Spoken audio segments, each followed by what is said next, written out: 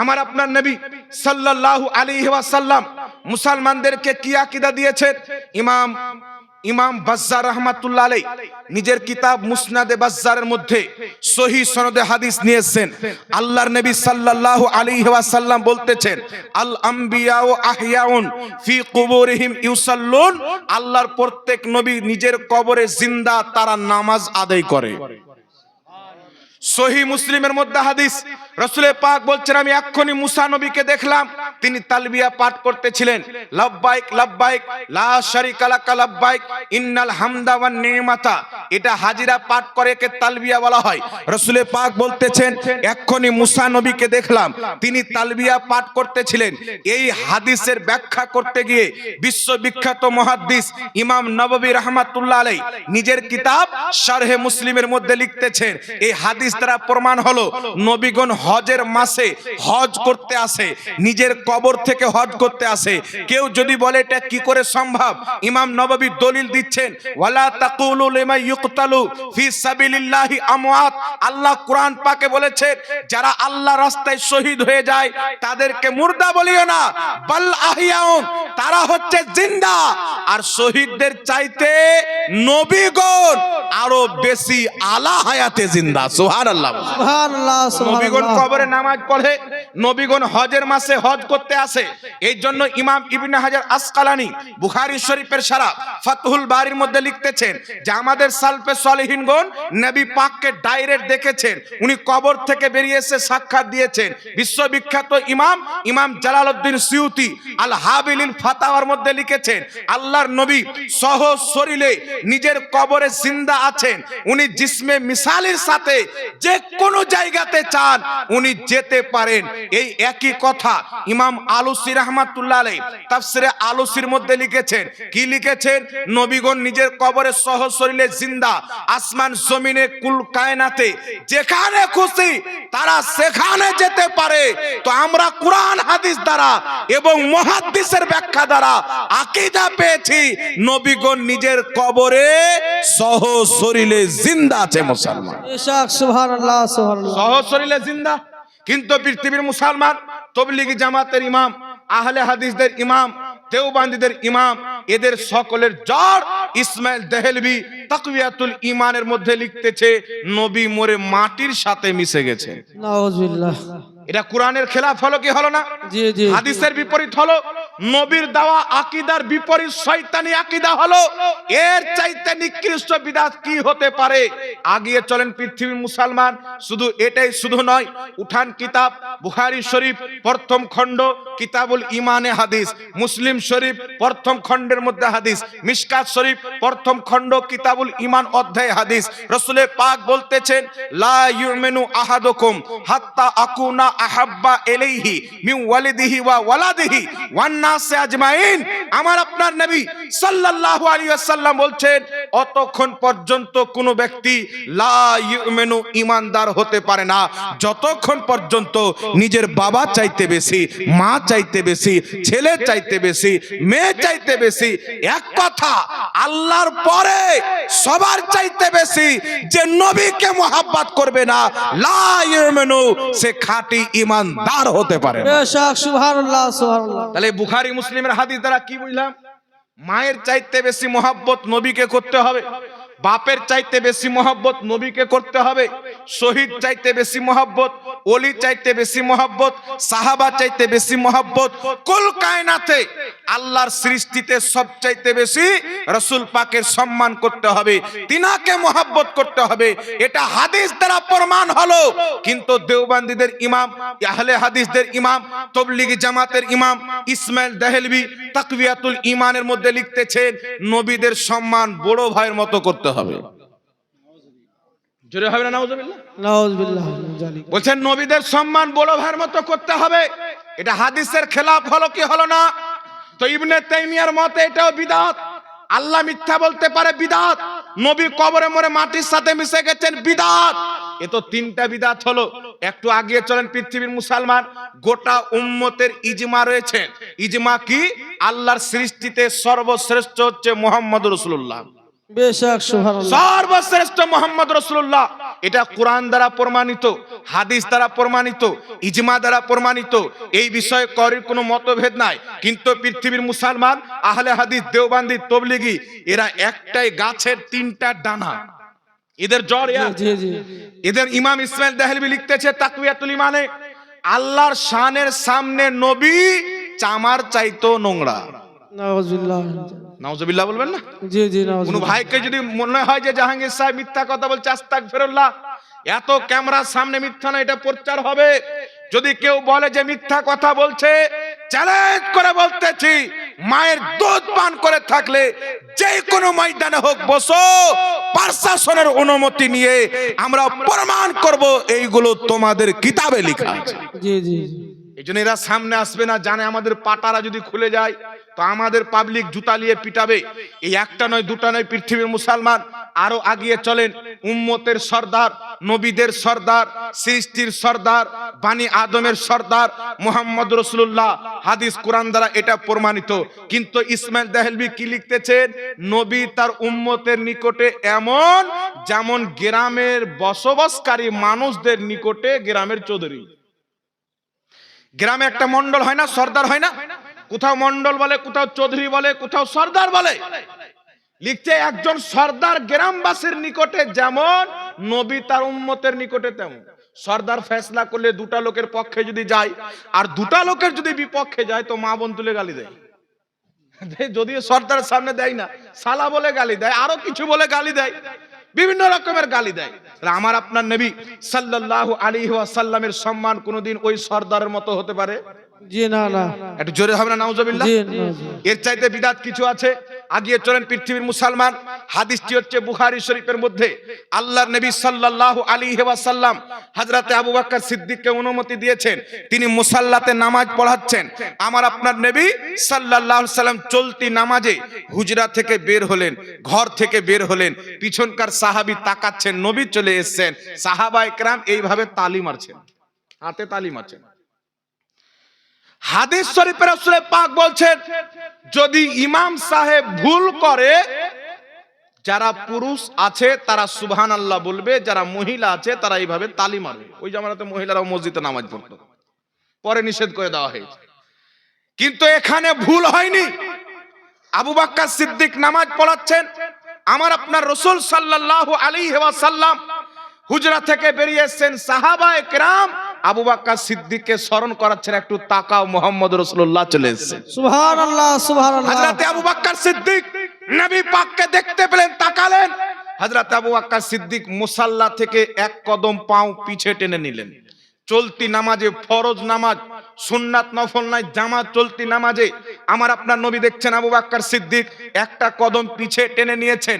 রাসূলে কায়নাত সাল্লাল্লাহু আলাইহি ওয়াসাল্লাম বলতেছেন, আবু বকর তুমি নামাজ পড়াও, আবু বকর তুমি নামাজ পড়াও। হযরতে আবু বকর সিদ্দিক পুরো পিছিয়ে কাতারে চলে আসলেন, মুসাল্লা ছেড়ে দিলেন। আমার আপনার নবী সাল্লাল্লাহু আলাইহি ওয়াসাল্লাম ওই মুসাল্লাতে চেপে নামাজ কমপ্লিট করলেন, সাজদা সহ করলেন। সুবহানাল্লাহ সুবহানাল্লাহ। বেশক।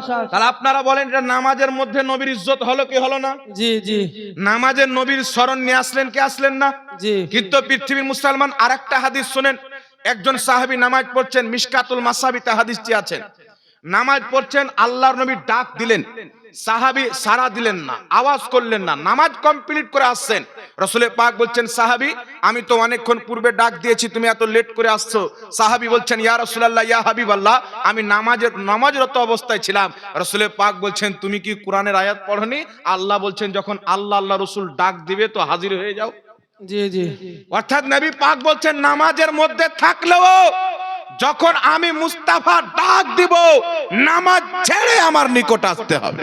বেশক সুবহানাল্লাহ। এই হাদিসের ব্যাখ্যা করতে গিয়ে ইমাম বদরুদ্দিন আইনি বুখারী শরীফের সারা উমদাতুল কারির মধ্যে, ইমাম সানাউল্লাহ পানিপাতি তাফসিরে মাজহারির মধ্যে আরো অসংখ্য ইমামগণ লিখেছেন, এই হাদিস দ্বারা প্রমাণিত হলো, যদি কোনো সাহাবী নামাজরত অবস্থায় থাকে, নবী পাক যদি ডাক দেয়, নবী পাকের কথা শুনবেন, রাসূলুল্লাহর খিদমত করবেন। আবার নবী পাকের কাজ যখন কমপ্লিট হয়ে যাবে, ওই সাহাবী গিয়ে কোথায় থেকে নামাজ পড়বে? বলছেন, যেখান থেকে ছেড়ে এসেছে ওখানে গিয়ে চালু করে দিবে। বেশক সুবহানাল্লাহ সাজদা সহর দরকার পড়বে না যতক্ষণ পর্যন্ত সে নবী মুস্তাফার খিদমতে থাকলো, ততক্ষণ পর্যন্ত খোদার ইবাদতের মধ্যেই থাকলো। বেশক সুবহানাল্লাহ রাসূলের হুকুম মানা মানে খোদার হুকুম মানা। আল্লাহ কুরআন পাকে বলছেন মান ইউতির রাসূলা ফাকাদ আতা আল্লাহ। আল্লাহ বলছেন যেই ব্যক্তি আমার রাসূলের হুকুম মানলো সেই ব্যক্তি আমি আল্লাহরই হুকুম মানলো। তাহলে যেই নবীর কাপড় খেচে দিলে, যেই নবী মুস্তাফাকে খাবার খাওয়ালে, যেই নবী মুস্তাফার সঙ্গে কথা বললে নামাজের অবস্থায় গণ্য করা হয়, নামাজে ক্ষতি হয় না। কিন্তু পৃথিবীর মুসলমান দেওবন্দি তবলিগি জামাত আহলে হাদিসের ইমাম ইসমাইল দেহলভি সিরাতে মুস্তাকিম 148 পৃষ্ঠার মধ্যে লিখতেছে নামাজের মধ্যে যদি জিনার স্মরণ চলে আসে, বেশ্যা মহিলার সঙ্গে কুকর্মের স্মরণ চলে আসে, নামাজ হয়ে যাবে। স্বামী স্ত্রীর মহব্বতের স্মরণ আসে, নামাজ হয়ে যাবে। কেউ যদি গরু ছাগলের স্মরণে নিজেকে ডুবিয়ে দেয় তবুও নামাজ হয়ে যাবে। কিন্তু নামাজে যদি নবীর স্মরণ নিয়ে চলে আসে নামাজ হবে না, এটা শিরিক হয়ে যাবে। নাউযুবিল্লাহি মিন যালিক। এর চাইতে জঘন্য বিদআত হতে পারে? জি জি। ইমাম গজালি রাহমাতুল্লাহ আলাইহি আহিয়া উলুমুদ্দিন কিতাবে লিখতেছেন, ইমাম মুল্লা আলী কারি মিশকাতের সারা মিরকাতের মধ্যে ইমাম গজালির কওলকে নকল করেছেন যে তুমি যখন নামাজের মধ্যে আসসালামু আলাইকা আইয়ুহান নবী বলে নবীকে সালাম দিবে, আগে নবী মুস্তাফাকে নিজের অন্তরে হাজির করো, তারপর মুস্তাফাকে সালাম জানাও। বেশক সুবহানাল্লাহ। তাহলে বুখারী শরীফের হাদিসের খেলাফে আকীদা হলো কি হলো না বাবা? সাহাবী মুসাল্লা ছেড়ে দিচ্ছেন, এখন ওয়াহাবি বলবেন যে স্মরণ চলে এসেছিলেন, সাহাবী নিজে মনে স্মরণ আসেনি। এ গাধাকে বলেন যে আবু বকর সিদ্দিক অটোমেটিক মুসাল্লা ছুটে গেছিল না নিজে ছেড়েছিলেন? নবী পাক বলছেন নামাজ পড়াও, উনি মুসাল্লা ছেড়ে দিচ্ছেন আর ওয়াহাবির গর্দানে কদম পড়ে গেল, কারণ এটা বুখারীর হাদিস, বেটা জালো বানাতে পারবে না। নচেত এদের চরিত্র হলো এদের বিপক্ষে যদি কোরআনের আয়াত দেয় অপব্যাখ্যা করে বাতিল করে দিবে, এদের বিপক্ষে যদি সহিহ হাদিস দেয় অপব্যাখ্যা করে জয়ীফ বলে উড়িয়ে দিবে। কিন্তু এটা বুখারী শরীফের হাদিস, ওয়াহাবির ট্যাঙ্ক ভেঙে দেওয়া হবে, জয়ীফ প্রমাণ করা তার 14 গোষ্ঠীর পক্ষে সম্ভব হবে না মুসলমান। তাহলে বলেন এর চাইতে নিকৃষ্ট বিদআত আছে? কেউ যদি নামাজ পড়তে পড়তে নবীর স্মরণ নিয়ে আসে, আল্লাহ যে নামাজ আমি পড়ছি আমার নবী নিয়ে এসেছেন, নবীর স্মরণ যদি নিয়ে আসে বলছে শিরিক হয়ে যাবে। আর আবু বকর সিদ্দিক মুসাল্লা ছেড়ে দিচ্ছেন, সাহাবায়ে কেরাম নামাজ পড়ছেন, নবী মুস্তাফার দিকে তাকাচ্ছেন, তো নবীর স্মরণ আসছে কি আসে না? কথা বলতে হবে। নিজ ইচ্ছায় স্মরণ নিয়ে আসছেন, নবী পাকের দিকে উকি মেরে তাকাচ্ছেন, নামাজের কোনো ক্ষতি হয় না। এই পৃথিবীর মুসলমান নবী মুস্তাফার নামাজে আদব করা, এটাতে নামাজের ক্ষতি হয় না, বরং নামাজ তাড়াতাড়ি আল্লাহর আরশে পৌঁছে যায়, কবুল হয়ে যায়। এটা নিকৃষ্ট বিদআতি আকীদা। আরো কত আকীদা আছে বাবা। ইসমাইল দেহলভি তাকওয়াতুল ঈমানে লিখছে, যদি কোনো ব্যক্তি নবীকে সুপারিশকারী মনে করে সেই ব্যক্তি আবু জেহেলের চাইতে বড় মুশরিক। হাদিস কি বলছেন, কোরআন কি বলছেন? আল্লাহ কোরআন পাকে বলছেন ওয়ালা সাউফা ইউতিকা রাব্বুকা ফাতারদা। আল্লাহ পাক বলছেন নবী আমি অতি শীঘ্রই তোমাকে এত দিব তুমি রাজি হয়ে যাবে, তুমি রাজি হয়ে যাবে। ধ্যান দিয়ে শুনেন আর নিজের ঈমানকে মজবুত করেন। এদের নামাজ দেখলে হবে না, এদের রোজা দেখলে হবে না। আল্লাহর ইজ্জতের কসম খেয়ে বলি, যেই রকম আল্লাহ রসুলের বেয়াদবি দেওবন্দি আহলে হাদিসরা করেছে, খোদার কসম কোন ইহুদি খ্রিস্টান পর্যন্ত এই বেয়াদবি করতে পারেনি, আরএসএস এর কোন দালালও করতে পারেনি, আবু জেহেল পর্যন্ত এই কথা বলতে পারেনি। জাল্লা মিথ্যা বলতে পারে যে কথা ওয়াহাবিরা নিজের কিতাবে লিখে আল্লাহ পাকের অপমান করেছে মুসলমান। এবার আগিয়ে চলেন পৃথিবীর মুসলমান, আরো তাদের বিদআত দেখেন। নবী পাককে যে সুপারিশকারী মনে করবে আবু জেহেল চাইতে বড় মুশরিক। আপনারা ডক্টর জাকির নায়েকের বক্তব্য শুনে হবেন, কিছু লোক মনে করে যে ডক্টর জাকির নায়েক ফারিস্তা, আর কোনো ভুল নাই। এটা আহলে হাদিসরা মনে করে। কিছু আমাদের সমাজের অল্প বিদ্যা যারা আকীদা সম্পর্কে জ্ঞান রাখে না, ও জানে না যে ওয়াহাবি মানে ওর জন্মই হয়েছে নবীর গুস্তাখির উপরে। ও যে ভালো মানুষ হবে, ওর অন্তরে নবীর পরিপূর্ণ মহব্বত থাকবে, এটা অসম্ভব রয়েছে। নবী পাককে মহব্বতকারী হওয়ার জন্য সুন্নি বারেলভি হওয়া শর্ত আছে মুসলমান। কোন ওয়াহাবি দেওবন্দি নবী পাককে মহব্বত করে না। এবার চলেন হাদিস কোরআন কি বলছেন। এই লোকটা বলতেছেন কোরআন পাকে 25টি আয়াত আছে ওসিলা হারাম। বলেছে কি বলেনি বাবা? কথা বলেন। এই লোকটা বলছেন কোরআন পাকে 25টি আয়াত আছে ওসিলা হারাম, কিন্তু কিয়ামতের সকাল পর্যন্ত একটা আয়াত দেখাতে পারেনি, আর আজ পর্যন্ত পারেনি, আর কিয়ামত পর্যন্ত পারবে না। হাফিজ এহসান কাদরি মুনাজিরে আহলে সুন্নাত শ্রীলঙ্কার মাটিতে তাকে ধরলো। আপনি বলেছেন 25টি আয়াত আছে ওসিলা হারাম, আপনি একটা আয়াত দিয়ে দেন। ডক্টর নায়ক সাহেব বলছেন ইমেলে পাঠিয়ে দিব। ও ব্যাটার ইমেল আজ পর্যন্ত আসছে। মিথ্যা কথা বলেছে, অন্ধভাবে মানুষ বিশ্বাস করছে। যার লেবাস হচ্ছে ইংরেজদের লেবাস, যার বক্তব্যতে, যার জালসাতে, যার প্রোগ্রামে সুবহানাল্লাহর জায়গাতে তালি মেরে খ্রিস্টানদের সুন্নাতে আমল করা হয়, আমাদের যুবকরা মনে করছে জাকির নায়েক বলে দিয়েছে মানে অবশ্যই কোরআনে 25টি আয়াত আছে ওসিলা হারাম। ওর বাপ পর্যন্ত একটা আয়াত দেখাতে পারবে না। আল্লাহ কোরআনে বলছেন ইয়া আইয়ুহাল্লাযীনা আমানুত্তাকুল্লাহা ওয়াবতাগু ইলাইহিল ওয়াসিলা। আল্লাহ বলছেন হে ঈমানদার, আল্লাহকে ভয় করো, আল্লাহর নিকটে ওসিলা পেশ করো। জি আবু হাসান সাহেব 500 টাকা। আল্লাহকে ভয় করো, আল্লাহর নিকটে ওসিলা পেশ করো। একটু আমার দিকে ভালো করে লক্ষ্য করে শুনেন বাবা। আজকের বক্তব্য যদি গুরুত্ব দিয়ে শুনেলেন আর অন্তরের খাতাতে যদি নোট করতে পারেন, আপনার ঈমান কেউ নষ্ট করতে পারবে না। রাসূল পাক বলেছেন এমন একটা যুগ আসবে, সকালবেলা মানুষ ঈমান নিয়ে বাড়ি থেকে বের হবে আর বিকালবেলা কাফির হয়ে বাড়িতে আসবে। রাসূল পাক বলেছেন আমি দেখছি তোমাদের প্রতি এমন ভাবে ফিতনা আসবে অতি শীঘ্রই, যেমন তোমাদের প্রতি বৃষ্টি বর্ষণ হয় তেমন ভাবে ফিতনা বর্ষণ। নবী পাক সাল্লাল্লাহু আলাইহি সাল্লাম বলেছেন আগুনের গোলা ধরা এমন একটা যুগ আসবে বাবা, সহজ হবে কিন্তু ঈমান বাঁচানো সহজ হবে না। এইজন্য আপনাদেরকে বলতে চাই, এই পৃথিবীর মুসলমান নবী পাক কি শিক্ষা দিয়েছেন? আল্লাহ কোরআনে বলছেন ওয়ালা সাউফা ইউতিকা রাব্বুকা ফাতারদা। হে নবী আমি তোমাকে অতি শীঘ্রই এত দিব তুমি রাজি হয়ে যাবে। এই আয়াতের তাফসীর খুলেন, এই আয়াতের তাফসীরে লেখা আছে আল্লাহ নবী পাককে কি দিয়ে রাজি করবেন আর নবী পাক কি নিয়ে রাজি হবে? নবী মুস্তাফা নিজের উম্মতের সুপারিশ নিয়ে রাজি হবে। আল্লাহর হাবিব বলছেন আমি আমার উম্মতের বড় বড় পাপীদের সুপারিশ করে জান্নাতে নিয়ে যাব। আবু দাউদের সহিহ সনদের হাদিস, রাসূল পাক বলছেন সুনানে ইবনে মাজার সহিহ সনদের হাদিস, আলবানী পর্যন্ত ওয়াহাবিদের কাটমুনসিও হাদিস থেকে সহিহ বলেছেন। নবী পাক বলছেন আমার নিকটে জিবরিল আমিন আসলেন, আসার পরে বলছেন ইয়া রাসূলুল্লাহ ইয়া হাবিবাল্লাহ, আপনাকে আল্লাহ পাক দুটো জিনিস দিয়ে পাঠিয়েছেন, এই দুটির মধ্যে একটা আপনাকে অ্যাকসেপ্ট করতে হবে। একটি হচ্ছে কিয়ামত পর্যন্ত আপনার যত উম্মত হবে বিনা হিসাব কিতাবে তার মধ্যে অর্ধেক উম্মতকে আল্লাহ পাক জান্নাত দান করবে। সুবহানাল্লাহ হবে না? কিয়ামত পর্যন্ত যত উম্মত হবে বিনা হিসাব কিতাবে অর্ধেক উম্মতকে জান্নাত দিবে। দ্বিতীয়টা হচ্ছে শাফাআত। এই দুটার মধ্যে আপনি কোনটা নেবেন? রাসূল পাক বলছেন আমি শাফাআতকে নিলাম। আমার নবী শাফাআতকে কেন নিলেন? অর্ধেক উম্মত যদি জান্নাত চলে যায় বাকি অর্ধেক উম্মত কোথায় যাবে? নবী শাফাআতকে গ্রহণ করলেন। কিয়ামতের মাঠে অতক্ষণ পর্যন্ত নবী পাকের সুপারিশ চলতে থাকবে যতক্ষণ পর্যন্ত নবী মুস্তাফার একটাও উম্মত জাহান্নামে থাকবে। সব উম্মত জান্নাতে চলে যাবে, রাসূল আমার রাজি হয়ে যাবে। আগে চলেন পৃথিবীর মুসলমান, বুখারী শরীফে হাদিসটি লিপিবদ্ধ, সমস্ত মুসলমান একত্রিত হয়ে এই আদম আলাইহিস সালামের দরবারে যাবেন।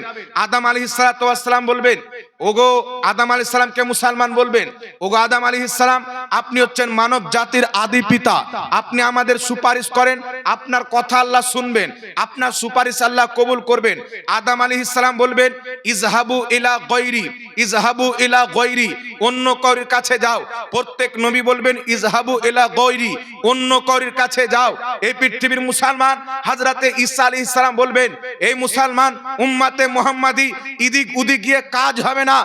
আজ যদি তোমাদের কেউ সুপারিশ করতে পারে, আজ যদি আল্লাহ পাক কারোর সুপারিশকে কবুল করে, তিনি অন্য কেউ নয়, তিনি হচ্ছেন মুহাম্মাদুর রাসূলুল্লাহ। সেই নবীর দরবারে চলে যাও, উম্মত ছুটবে নবী পাকের দরবারে। আলা হযরত ইমামে ইশক ও মোহাব্বত মুজাদ্দিদে দ্বীন ও মিল্লাত ইমাম আহমদ রাজা খা 1000 চাইতে বেশি কিতাবের লেখক, তিনি বলতেছেন सबने शबे महशर ललकार दिया हमको ए बेकसों के आका अब तेरी दुहाई है या रसूल अल्लाह। সবাই ফিরিয়ে দিয়েছেন, আপনার দরবারে এসেছে, আপনার দোহাই ছাড়া আর কোনো পথ নাই। সুবহানাল্লাহ সুবহান। নবী পাকের দরবারে যাবেন, আল্লাহর নবী আলাইহিস সালাম কি বলবেন? উম্মতি রাসূল পাকের চেহারাকে দেখবেন।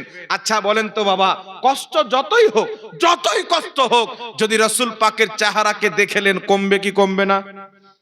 আমাদের কমবে, যারা বেঈমান বদ আকীদা তাদের কমবে না, যারা বিদাতি আকীদা লালন করে তাদের কমবে না। আমাদের কমে যাবে আযাব, আমাদের দুঃখ কষ্ট কমে যাবে যখন ওয়াদুহা চেহারাকে দেখবো, নবী পাকের নূরের চেহারাকে দেখবো। ইয়া রাসূলুল্লাহ, আপনি ছাড়া কোনো পথ নাই। আদম ফিরিয়ে দিয়েছেন, ইব্রাহিম ফিরিয়ে দিয়েছেন, আপনি যদি ফিরিয়ে দেন আর আমাদের কেউ বাঁচার রাস্তা নাই। রাসূল পাক বলবেন আনা লাহা, এই জন্য তো আমি আছি। এটা বুখারী শরীফের হাদিস। নবী বলছেন এটা হচ্ছে আমার কাজ, এই জন্য তো আমি আছি। আল্লাহর হাবিব বলছেন বুখারীর হাদিস, আমি ওই সামাতে সাজদাতে চলে যাব, আল্লাহ পাক তখন একটি তাসবিহ শিখাবেন, আমি সেই তাসবিহটিকে পাঠ করব।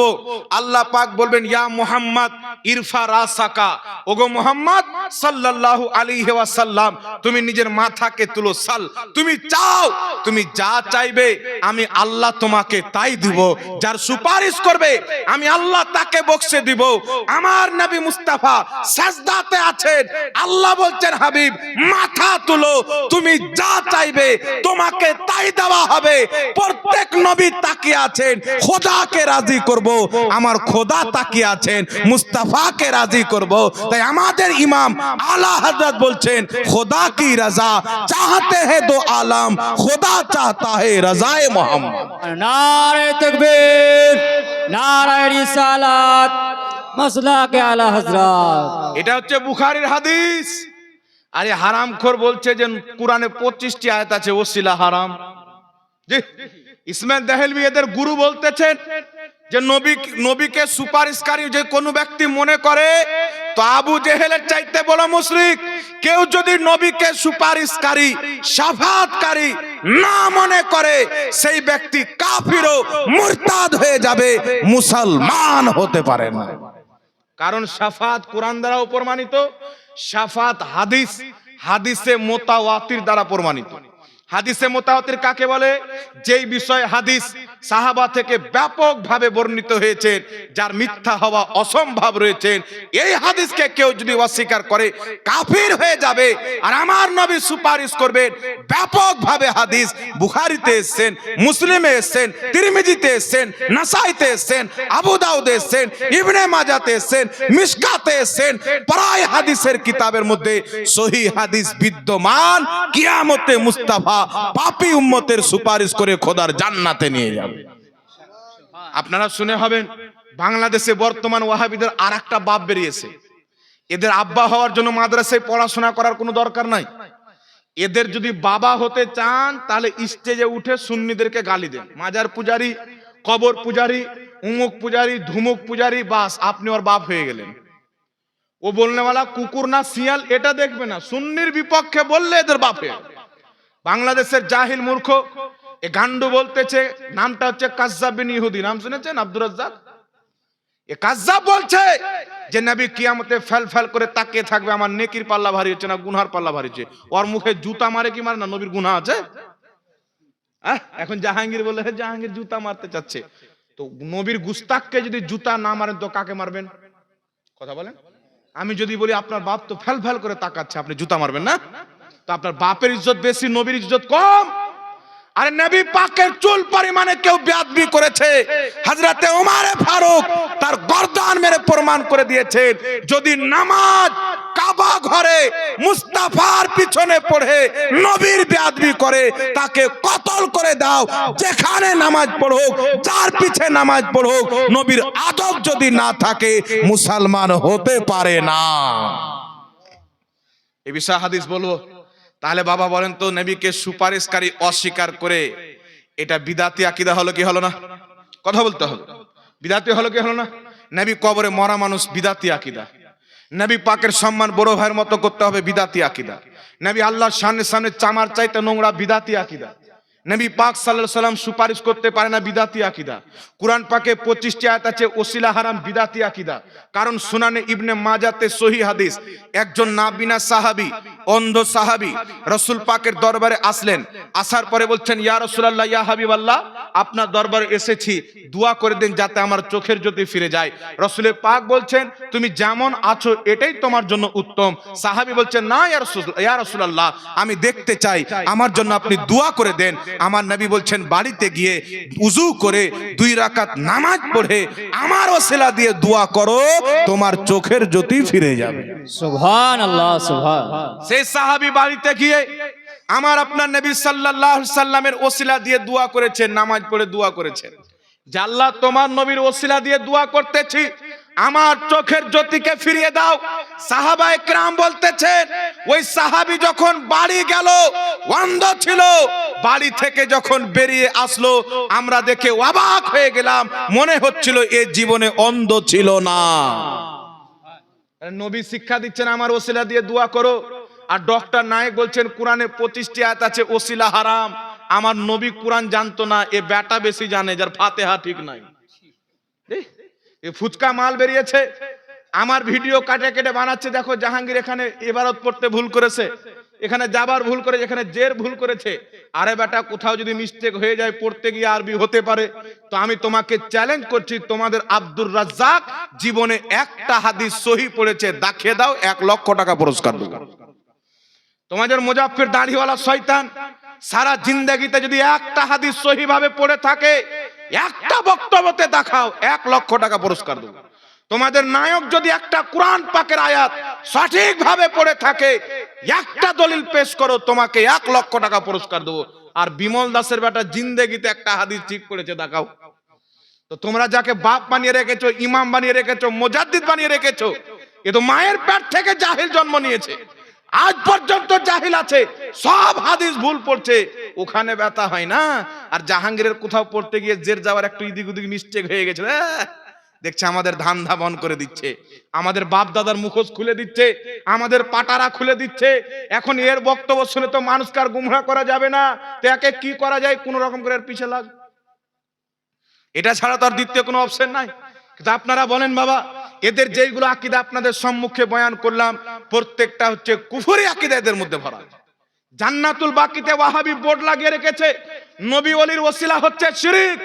এরা আপনাকে বলবে যতদিন নবী বেঁচে ছিলেন ততদিন নবীর ওসিলা জায়েজ ছিল, নবী ইন্তিকাল করেছেন, নবীর ওসিলা শিরক হয়ে গেছেন। কিন্তু পৃথিবীর মুসলমান, আমি আপনাকে হাদিস বলে দিচ্ছি, কিতাবটির নাম মাজমাউজ জাওয়াইদ, লেখকের নাম ইমাম হাইসামি রাহমাতুল্লাহ আলাইহি। এই কিতাবে হাদিস লিখেছেন। ইমাম হাকিম হাদিসটিকে সহিহ বলে সমর্থন করেছেন, ইমাম ইবনে হিব্বান হাদিসটিকে সহিহ বলে সমর্থন করেছেন, ইমাম সামহদি আল ওয়াফা বে আখবার দারিল মুস্তাফা কিতাবে হাদিসটিকে সহিহ বলেছেন।